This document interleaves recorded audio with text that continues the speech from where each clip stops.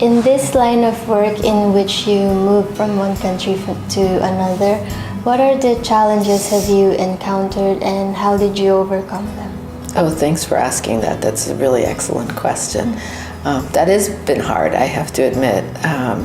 Being a diplomat, it's not easy with a family. I think the hardest thing for me, because growing up, I lived in Chicago, I was very close to my family. Not only, of course, my parents, but my extended family, aunts, uncles, cousins, grandparents. They all lived very close to me, so I always had family around all the time. But being away from family, I think, has been the toughest challenge that I faced. So to overcome that, of course, I tried to encourage my family when they could to come and visit, or I would go back to the States to visit. So no matter where I lived, I did have occasionally, maybe once or twice a year, family members come.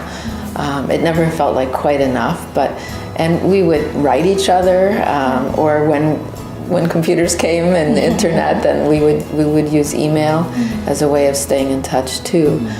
But I think how I also supplemented and overcame that challenge was to really build a community around me, a good community of friends, not only fellow diplomats, but people that I got to know in the country from all different walks of life. What about your children? How have they liked living so far from their home country, and how do you keep in touch with them now? Yeah, that's a great question. It was also hard for them too, of course, as I mentioned, having to always be switching schools, making new friends, especially in a foreign setting, because they don't necessarily have the cultural knowledge and the language fluency.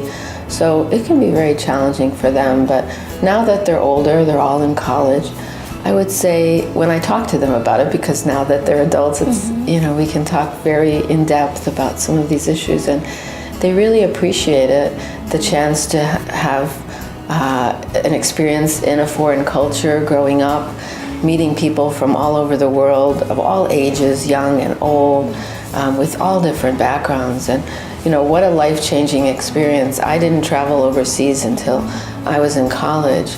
Again, as I said, I always lived close to home with family there, so they've had a completely different experience.